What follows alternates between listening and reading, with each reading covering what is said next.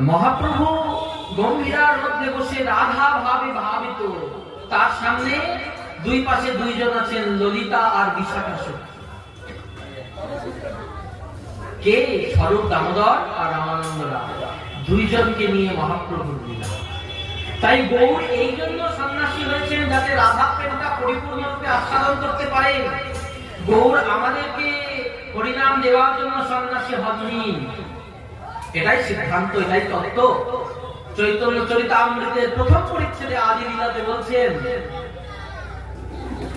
যুগ ধর্ম প্রবর্তন হয় অনিশ্ব হইতে, অংশাবতার, কলা অবতার, এগুলো দ্বারা যুগ ধর্ম প্রবর্তন হয়।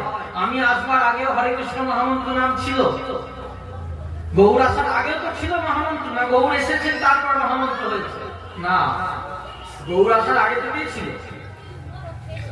কিন্তু আমা বিনা